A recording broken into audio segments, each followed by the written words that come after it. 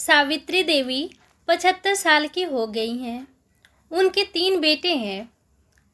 जब वह 55 वर्ष की थीं, तभी उनके पति का देहांत हो गया था। सावित्री जी एक छोटे से पुराने घर में रहती हैं, जिसको उनके पति ने ही बनवाया था। बेटे उनके साथ तो नहीं रहते, लेकिन ऐसा एक दिन भी नहीं रहता जब वो उनसे मिलने या उनकी सेवा करने के लिए नहीं आते हों। तीनों की पत्नियां भी दिन में आती हैं, यानी यूं ही समझ लीजिए कि उनका घर कभी खाली नहीं रहता। कोई न कोई वहाँ उनकी सेवा चाकरी में लगा ही रहता है। बेटों ने अपना अलग अलग घर बना रखा है। सबकी अपनी पर्सनल लाइफ है और परेशानियाँ भी। आदमी चाहे कितना भी बड़ा बन जाए, उसकी परेशानी कभी कम नहीं होती। अमीर से अमीर इंसान को भी यह परेशानी होती है कि वो अमीर कैसे बना रहे। तीनों बेटों ने कई बार जिद भी की कि माँ उनके साथ जाकर उनके घर में रहें, लेकिन उन्होंने कहा कि वो यहीं रहेंगी, इसी घर में। उन्हें कहीं और चैन नहीं आता है। आप ऐसा बिल्कुल मत सोचिए कि ये बेटे बड़े सुपुत्र हैं और इसीलिए यह अपनी माँ की सेवा में लगे रहते हैं। बेटों को उनसे ज़्यादा प्यार या लगाव की असली वजह कुछ और है। वजह है उनकी माँ का एक बड़ा लकड़ी का संदूक, जिस पर ताला लगा हुआ है। यह संदूक इनके जीवन में बहुत अहम भूमिका रखता है। इस संदूक के अंदर क्या है और कितना है, ना तो बेटों को पता है, ना ही इनकी पत्नियों को। बस जब से पिताजी गए हैं, माताजी को इस संदूक की रक्षा करते हुए देखा है। इसीलिए इन सभी ने अपने अपने अनुमान लगा रखे हैं। अनुमान ही नहीं, बल्कि इन्होंने तो एक आस लगा रखी है कि इस संदूक के खुलते ही ये क्या क्या करने वाले हैं। सावित्री जी इस संदूक को छोड़कर कभी नहीं जाती। कभी जाती भी तो अपने कमरे में बड़ा ताला लगाकर ही बाहर निकलती।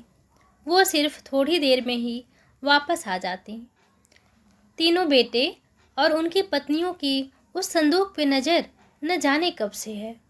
सबने अपनी अपनी तरफ से कोशिश भी करके देख ली माँ को अपने साथ अपने घर ले जाने की, ताकि माँ के साथ उनका संदूक भी वहाँ से हिल सके। और फिर जाहिर सी बात है, जिसके घर में माँ रहेंगी, संदूक भी उसी का होगा। लेकिन माँ कहीं नहीं गई। इसकी कृपा है कि माँ के आगे पीछे माँ जी करते हुए न सिर्फ बेटे बल्कि बहुएं भी चक्कर लगाती रहती हैं। लेकिन सावित्री जी भी भली भांति अपने बेटों को समझती हैं। वो जानती हैं कि उनकी इतनी सेवा क्यों हो रही है। उनकी सेवा उनके संदूक के कारण ही हो रही है। उन्हें पता है, जिस दिन यह संदूक इनके हाथ आया, उस दिन उनका मूल्य कुछ भी नहीं रह जाएगा। तीनों भाइयों और उनकी पत्नियों में यह बातें होती हैं कि माँ के पास न सिर्फ उनका गहना है, बल्कि उनके सास का भी गहना इसी संदूक में है। माँ इसीलिए इस संदूक की इतनी हिफाजत करती हैं। सभी अपनी अपनी कहानियाँ बनाकर बैठे हैं। किसी का दावा है कि उन्होंने संदूक को एक बार उठाकर देखा है, वो बहुत भारी है। माँ के कमरे में इन बहुओं ने कई बार सफाई के बहाने संदूक के पास जाने की कोशिश की, लेकिन माँ जी ने उन्हें बार बार टोका और कहा कि इस संदूक से अभी दूर रहो। समय आने पर इस संदूक में क्या है, तुम्हें अपने आप ही पता चल जाएगा। आखिर माँ की बात कौन टालता, और वो भी अभी तो कोई भी नहीं।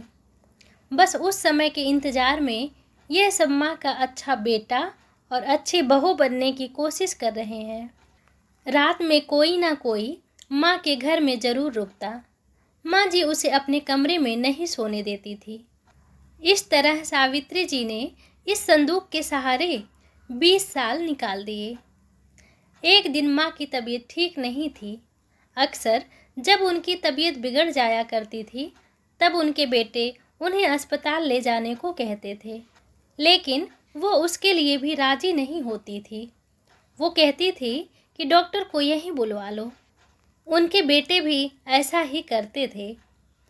इस बार जब उनकी तबीयत खराब हुई तो डॉक्टर ने कहा कि उन्हें अस्पताल में एडमिट करना होगा, वरना उनकी हालत खराब हो सकती है और फिर उम्र भी बढ़ती जा रही है। आखिर कब तक यह शरीर साथ देगा? डॉक्टर के यह जवाब देने पर तीनों भाइयों को दुख से ज़्यादा उत्साह दिखाई दिया। उनकी पत्नियों की आंखों की चमक साफ दिखाई दे रही थी। सावित्री ने कमरे के बाहर खुस-फुस करते सुना। तीनों इस बात पर चर्चा कर रहे थे कि माँ के जाने के बाद इस संदूक में जो भी है वो आपस में बांटा जाएगा, सबको बराबर बराबर मिलेगा। सावित्री जी ने जब यह सुना तो उनको अंदाज़ा लग गया कि अब समय हो गया है कि इन सबको यह बताने का कि आखिर इस संदूक में क्या है। उन्होंने आवाज़ लगाकर अपने बेटों और बहुओं को अंदर बुलाया। सबने आते ही कहा, माँ, अस्पताल चलते हैं, आप वहाँ जाकर ठीक हो जाएंगी। माँ ने कहा कि पहले वो तो जान लो जिसके लिए तुम सब इतने सालों से चक्कर लगा रहे हो, उसके बाद तुम्हारी मर्जी। इस संदूक में तुम तीनों के लिए मेरे पास कुछ है जो मैं तुम्हें आज देना चाहती हूँ। माँ ने अपने तकिए के नीचे से एक चाबी निकाली और धीरे से खड़ी होकर संदूक खोलने के लिए नीचे झुकी।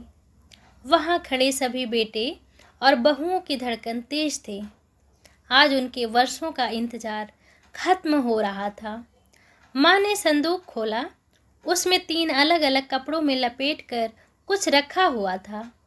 सबकी आंखें बड़े आश्चर्य के साथ उस संदूक की ओर ही थी।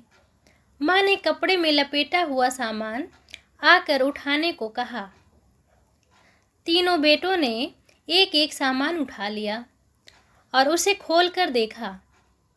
कपड़ा खुलते ही कमरे में मौजूद हर एक इंसान का मुंह फटा का फटा रह गया। उन कपड़ों में से निकला एक भारी पत्थर। तीनों के हाथों में था एक एक पत्थर। यह क्या माँ?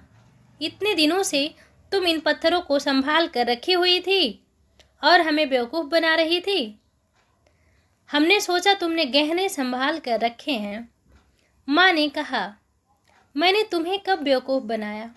और गहने तो थे, बहुत थे, लेकिन कब किसके लिए कितने बेचे इसका हिसाब मैंने नहीं रखा। जब तुम्हारे पिता आखिरी समय में थे तब हमारे पास कुछ भी नहीं था। तुम तीनों ने तो शादी के बाद ऐसा मुंह फेरा कि फिर कभी देखा ही नहीं। क्या तुम्हें पता है कि किस अभाव में उनका अंतिम समय गुजरा? पर उस समय भी उन्होंने तुम्हें कुछ नहीं कहा। उन्होंने उस समय भी मेरे बारे में सोचा। उन्हें पता था कि उनके जाने के बाद उनके बेटे मेरे साथ भी यही करने वाले हैं। इसीलिए उन्होंने मेरे लिए इस संदूक का उपाय खोजा। देखो कितना सही उपाय दिया था। तुम लोगों को बेवकूफ़ बनाना या तुम लोगों से सेवा कराना न उनका मकसद था और न ही मेरा। वो तो चाहते थे कि उनके जाने के बाद मैं अकेली ना रहूं। बेटे मेरे साथ हों, मेरी आँखों के सामने, बस यही इच्छा थी। अब मैं शायद ज़्यादा ना रहूं, इसीलिए मैंने तुम्हें सच बता दिया। सभी बेटे बहू अब कमरे से बड़बड़ाते हुए गुस्से में निकले। करीब 1 घंटे तक माँ के कमरे के बाहर ही सब एक दूसरे पर अपना गुस्सा निकाल रहे थे। बहस हो रही थी कि माँ को अस्पताल ले जाना है कि नहीं, और अगर ले जाएंगे तो खर्चा कौन उठाएगा। माँ जी बिस्तर पर लेटी हुई ये सब सुन रही थी। तो दोस्तों, कैसी लगी यह कहानी प्लीज़ कमेंट में बताएं। यदि अच्छी लगे तो लाइक करें, शेयर करें और सब्सक्राइब करें। फिर मिलेंगे एक नई कहानी के साथ। बहुत बहुत धन्यवाद।